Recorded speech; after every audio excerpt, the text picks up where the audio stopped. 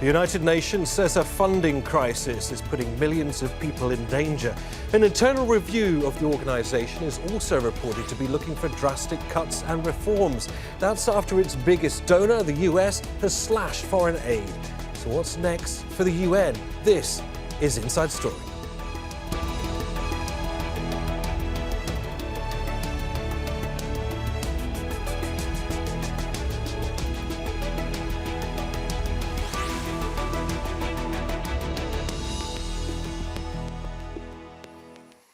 Hello and welcome to the programme. I'm Neave Barker. As the United Nations marks 80 years since its foundation, any celebrations may be overshadowed by a funding crisis that some say is amongst the worst it's ever faced.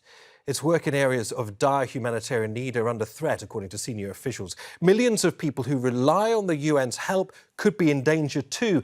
But critics say reform is long overdue, and they even include the UN Secretary-General Antonio Guterres, who told US President Donald Trump back in 2017 the world body was beset with fragmented structures, Byzantine procedures and endless red tape.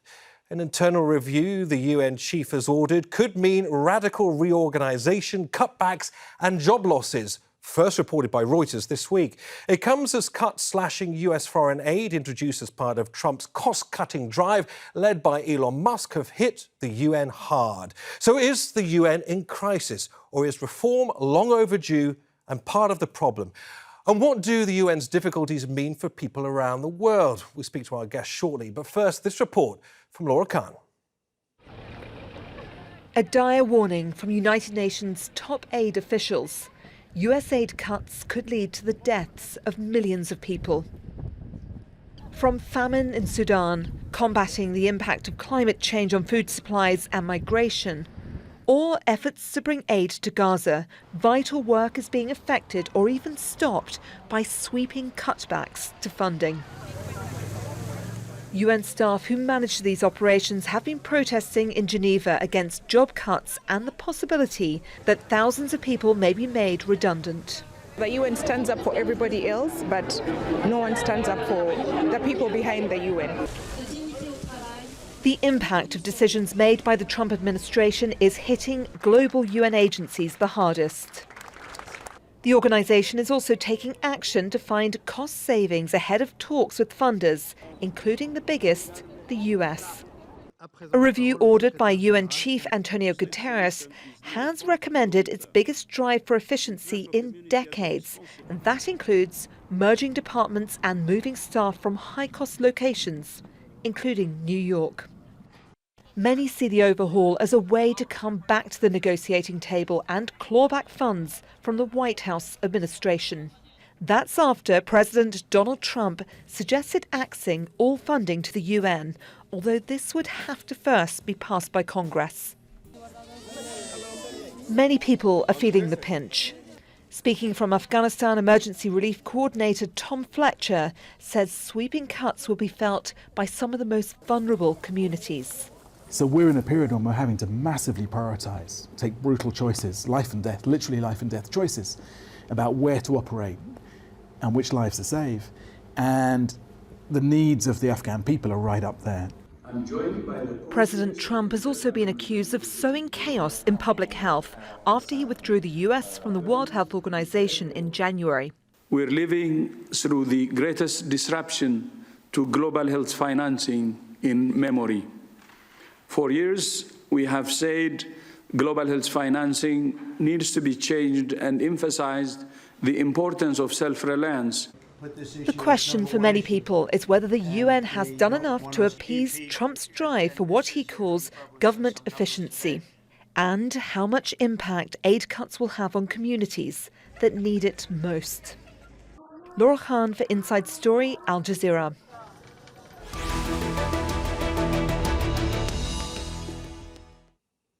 All right, well, let's bring in our guest. Joining us from New York is Sherine Tadros, the Deputy Director of Advocacy and the UN representative for Amnesty International. In Geneva is Martin Griffiths, the Director of Mediation Group International and the former UN Under-Secretary General for Humanitarian Affairs. And also joining from New York is Stephanie Fillion, independent correspondent covering the United Nations. Welcome to all three of you. Welcome to Inside Story. Martin, if we could start with you, because when you stepped down from the role of Under-Secretary General for Humanitarian Affairs and Emergency Relief Coordinator, you said you were leaving the job unfulfilled because the world is in a worse place than when you joined back in 2021. God knows it's a bad world, you said. Has it just got a whole lot worse, given what might be coming for the UN? It's got a lot worse, Neave, and I didn't imagine that it would be this bad. We knew the trajectory of suffering was steeply getting worse in these many months, and that's why I said that when I stepped down last July. But what has come differently, and frankly not predicted, at least inside the United Nations by people like me and others, is that it's a multiple threat, a multiple disruption. There's the budget cuts, there's the threat of defunding the UN, there's the need for cuts anyway in a UN that has grown too big in certain ways. There's a need for agencies, as you've said, to reconcile their differences. And then overall, even more important, is the need to change the business model from a Western donor-funded humanitarian community to one that is genuinely accountable to the people we serve. Sherine, putting those questions to you, I mean, what does the potential for funding to be so devastated in this potential way mean for those at the coalface of all of this, those in the field working to save lives, and also the people of Gaza, Sudan, Afghanistan, Yemen? The list goes on, places where people experience suffering most acutely. I think that's the saddest story of all of this, is that while we're here in rooms talking about numbers and percentages and job cuts, the people that are going to feel the effect of all of this are the most vulnerable communities, as Tom Fletcher was saying there in the report. And that's the reality of this. So when the WFP says that they're losing a third of their staff, what does that actually mean for people on the ground? It means for millions of people who have been fleeing and continue to flee Sudan, that's 30% of their food rations gone. It means for the Rohingya community in Bangladesh, half of their food vouchers suddenly gone. So we can sit here and talk about numbers, but it's really the people on the ground that are having a massive impact. And this is an impact after they have fled a war, they have seen atrocities. So we're affecting the most vulnerable people at the worst time. Stephanie, Sherine raised an important point there, that when we talk about funding cuts, we often talk in very dry ways. We talk about figures, we talk about statistics, but these are, of course, anything but dry when we talk about the very real-world impact on the ground, given the extent to which this may exacerbate suffering. But Stephanie, where do you rank what's happening to the very fabric of the UN right now? Some are calling it the biggest crisis the UN has ever faced. Yes, I mean, for sure. I mean, when we're looking, obviously the geopolitical situation has been tremendously challenging when it comes to the United Nations over the past few years, beginning with the war in Ukraine. But right now, I think what we're seeing in terms of really an institutional crisis, I mean, the United States really contributes 20% or more than 20%, 1/5 of the United Nations overall budget. So if you ask the CEO of any big company to slash 20% of its budget, just like that, I mean, I think the consequences are tremendous. And here we're not talking about the private companies, right? We're talking about the United Nations, an organization that is responsible for helping save millions of lives. And I think there has been some contingency planning in terms of the possibility of Trump coming back to the White House. But I don't think that the United Nations was ever ready for the cuts that would come so drastically, and also that would come so quickly. So we've seen the United Nations trying to catch up. We've seen the United Nations recently working on sort of an 80% budget. But when it comes to really, I don't think the United Nations could really have been ready for anything that this. Well, let's talk about contingency planning and why all of this is happening. Martin, as we've just heard from Stephanie, the US accounts for exactly 22% of the UN's funding, hundreds of millions of dollars more than any other country. I mean, surely those at the top of the UN must have realised during at least the first Trump presidency that US funding could become a problem, given, of course, American ties ideologically to Israel, given long-standing objections to any UN treaties that may be perceived to infringe upon United States law. So what was done in anticipation of a crisis like this, Martin? Well, I think the first thing to say is I don't think anyone that I'm aware of, whether in the UN or outside in the international NGOs, the humanitarian system, other communities, expected quite this level of disruption. But of course, there was an expectation that times were going to get worse, that there would be a threat to the assessed contributions, exactly as Sherine Tadros said. But this would have been a really black swan to predict. Now, what the problem as a result is, because the UN does need to cut, the humanitarian community does need to change its practice, while also, I think it's 12,000 contracts terminated in the humanitarian community so far, and we're only just beginning. So they're needing to cut for liquidity, they're needing to observe the terrible impact on people that they serve. And, I'm one of those who had the privilege to see that. And we're only just beginning to see the stories come out of the effect. And they are needed to restructure and so forth, which is very complicated in a multilateral system. I'm not saying any of this is an excuse. What I would like to insist on, however, is that the disruption to international values, to the common humanity that is at peril now, not just in humanitarian, but peacekeeping, peacemaking, international agreements, that is the fundamental price that the world will pay for these extremely disruptive decisions. We're staring into the face of a real fracturing, I suppose, of some of the fundamental post-war values that brought the United Nations together. I wonder, Sherine, are what we're seeing ideologically emerge in the United States purely the consequences of a drive for efficiency, the likes of Elon Musk and the Department of Government Efficiency leading the charge there? Or are we indeed looking at some fundamental break in the way, particularly the Western world functions, but also particularly how Donald Trump has an entire ideological architecture, I suppose, for how he views the world? Yeah, absolutely. I mean, at the end of the day, I don't think anyone was expecting quite the sort of scorched earth policies that we're seeing in terms of cutting of global funding, global aid, and so on. But it's very consistent with his America First message, which is really starting to look like America Alone message. It's quite a simple thing that he's telling US citizens. He's telling them, if you want a prosperous, safe United States, we need to cut any sort of wasteful programming. And he's put the United Nations and, to be honest, funding of international organizations in general, all in that bucket. Now, it's not a real statement. It's not a true notion. It's a very simple one, simple to digest, but it completely lacks in any nuance. The idea that these multilateral bodies, including the United Nations, don't serve US interests is completely false. And you don't need to look very far back in history. Just look at 2020 and the COVID pandemic to see how interconnected the world is and how it is impossible to say, let's just close all our doors. Let's just keep America for Americans and shut ourselves away from the rest of the world and just, nothing bad will happen to us.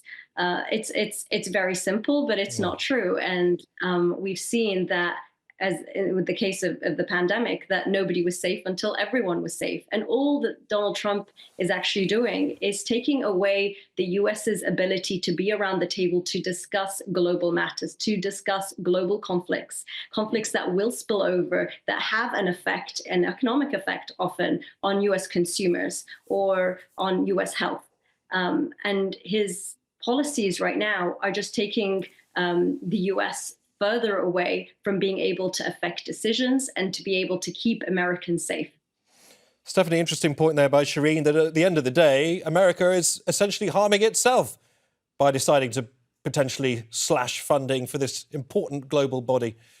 Yeah, I mean, you can make the point that maybe the United Nations, by paying 22% of the budget, maybe does not serve the people of the United States in the way that President Trump would want to. But I think you can also make a very strong argument that the UN does serve the United States interests and has served the United States foreign policy interests probably for the past 80 years of its existence. I mean, in a way, the United Nations is the way that the United Nations has sort of led the world through its veto in the Security Council. But also, I think it's worth mentioning, the United States and New York City also benefit economically from having the United Nations headquarters. And I think that one of the reforms that have been suggested in the past few days for the United Nations has been to move a lot of employees from the headquarters in New York City to other United Nations offices. So that is a real life consequence that we're going to see in terms of the economic benefits of having the United Nations in the United States. So presumably also any decision will have to go through Congress. And at the end of the day, many people will be asking in Congress whether any of this really benefits America and Americans, Martin. Yeah, I hope so. We haven't seen a hyperactive Congress on this issue as yet, as you know. It's also equally a threat, as Stephanie says about the movement, that the US can cut off the lease, of course, of the UN in Manhattan, the original lease agreed back in 1945. So there's disruption which is done outside the views of the Congress, and we've seen it, of course, these 100 days. I don't think that there will be much deviation from this disruptive and unpleasant path. So I hope Congress will act. I'd like to see similar action in the other countries which have cut aid, both my own country, the United Kingdom, Sweden and Netherlands. There's a sense that, humanitarian aid or welfare assistance has gone out of fashion these days. And yet, again, as Sherine and Stephanie were saying, that's what the place was created for. That's what we like to see. If you go around to see displaced people in Sudan, in Tigray, anywhere, the first thing that happens for these people is they're paid for and supported by local communities. That's a fact, really. Now, that is evidence of the thirst for humanity.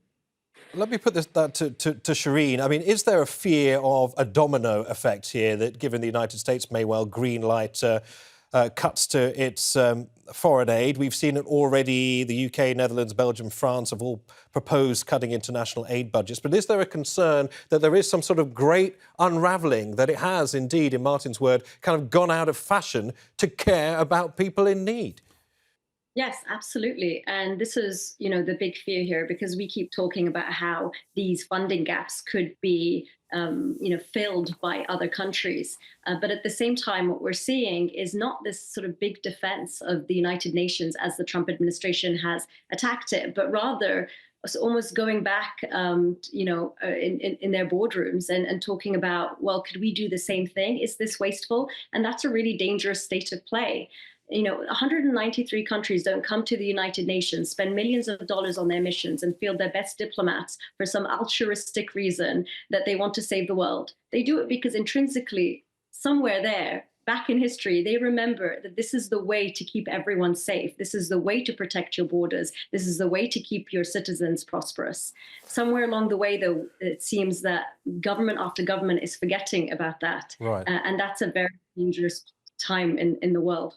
Let's talk about whether or not the UN should and could have done things differently, because the UN Secretary-General, Antonio Guterres, is keen to use this 80th year of the organisation to embark on a major efficiency drive, isn't he? I mean, the UN has just produced a 6-page document reviewed by the Reuters news agency containing suggestions for the huge overhaul of the UN.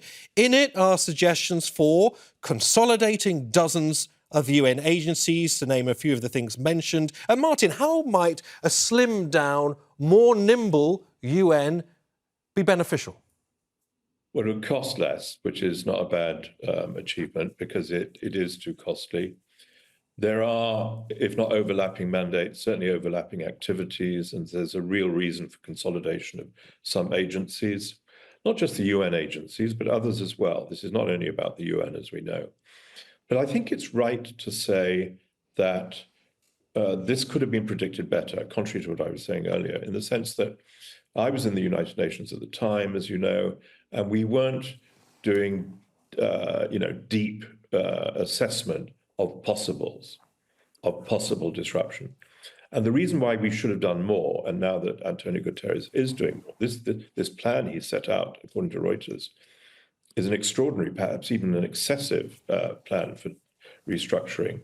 But we should have done more, as Sherine said, because the UN is there for other people, not for themselves. It's not actually there for America either. So it's not there to fix America's interests. It's there to fix global interests and global values and serve, not necessarily manage. And those are the people who should have been standing outside the building demonstrating, say, remember us when the torrent hits, as it will in January of next year. So this year. So there is stuff always, as you know, Neave, in these sort of situations, which could have been done better. Sherine, let me put that to you because, Sherine, I mean, the memo also contains other suggestions, some small, some large, like merging the UN AIDS programme with the World Health Organization, or cutting the need for 6 translators at meetings. It sounds like some efficiency efforts a little bit more obvious than others. What do we see as the advantages and disadvantages of these kind of moves, Sherine? As you said at the start of the program, this is an organization that is 80 years old this year. There is no doubt, and I don't think any UN expert would really be able to say with a straight face that there aren't changes that need to be made, efficiencies, things that could be streamlined, not just for budget reasons, but for efficiency reasons, for it to work better, for it to be strengthened. So let's start from there. I don't think anyone is saying that this is a perfect body that delivers perfect results. But what we would like to have seen is that these kinds of restructuring and changes happen in a context where there is a conversation about what is best for the people it is serving, rather than this sort of panic mode that we seem to be in, as we've realized that the US money isn't coming and others are following suit. That leads to quite dangerous changes that aren't strategic and that could end up affecting really vulnerable people and really vulnerable programs. Stephanie, as a result of all the pressure that the UN is under, it now means that perhaps there is more scrutiny on areas of the United Nations than it perhaps wanted to have. I mean, there's also talk of salary and job cuts to come. The basic annual UN salaries range, at least in Geneva, is between $36,000 to $126,000. Most of it is tax exempt, with the added perks of education and housing. Obviously, the cost of living varies wildly. If your headquarters are in Geneva, one of the most expensive cities in the world, or if you're based in Nairobi or somewhere in sub-Saharan Africa, is it time to cap salaries and reconsider how the UN operates and where? Yeah, I mean, I think there are a lot of common senses in the document, or at least what was leaked from the document, that you can read and that can be interesting from the UN. Other things that I've heard from their headquarters, for example, is to stop flying UN employees first class, which is something that the Secretary General himself champions because he only flies coach, but that you still see happening at the UN. And that's something that does sound pretty common sense. But I think my view, also being a journalist and working on accountability stories, is that sometimes when you talk to officials from the Trump administration, very often you'll hear statements saying that the UN on the one hand is bloated and it's too bureaucratic, but on the other hand, they will also tell you that the UN is corrupt.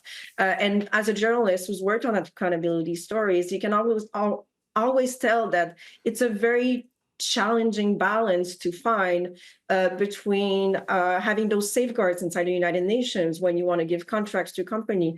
You also have, to do it in transparency. And I think there are already a lot of safeguards due to that need to keep the organization transparent. So I think sometimes when you hear those big flashy statements from these groups of the Republican parties, I think sometimes there is a lack of understanding of how complicated it can be to run an organization, and especially an organization that has employees from 193 countries. Right. Understood, Stephanie. Thanks for that. As we reach the end of our programme, I want to ask this to you, Martin, because one of the criticisms levelled at the UN is that it has fundamentally failed to shift the narrative from one of charity. So the sustained generosity of a few rich donor nations to one that's driven by local communities, more sustained solutions. Do you think that's a fair criticism?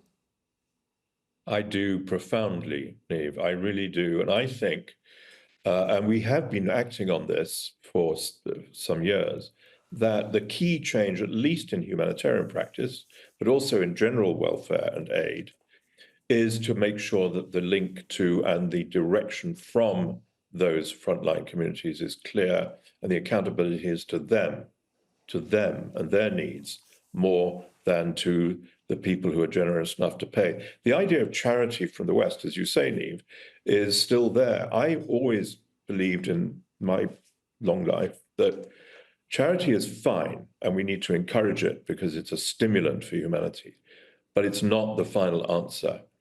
Nor is the idea that this is all about providing stability to those northern and western nations. No. That also a useful consequence, but not the essential point. The essential point is that the world, as we have all discussed today, needs to resume its travel set so many generations ago towards a global generosity and interaction and solidarity. Sherine, the final word to you in the final minute that we have. Do you think that the UN in 6 months' time will be the same UN that we've known to this point in time? Well, I say this as someone who has worked at the UN for 10 years. I hope it doesn't. I hope it changes. I hope it's stronger. But let's change the conversation from one of this is a wasteful organization, we don't need it, let's throw the baby out with the bathwater, and let's start talking about how to make it stronger, how to make it more efficient, how to make it work better for the most vulnerable people around the world. It's been wonderful to speak to all three of you, and clearly what is an important point in time for the United Nations, very much at the crossroads. Sherine Tadros, Martin Griffiths, Stephanie Fillion. A pleasure to have you on Inside Story, and thank you too for watching. You can see the programme again anytime by visiting our website, aljazeera.com. And for further discussion, go to our Facebook page. That's facebook.com/AJ Inside Story. You can also join the conversation on X. Our handle is @AJ Inside Story. For me, Neave Barker, and the whole team here in Doha. Bye for now.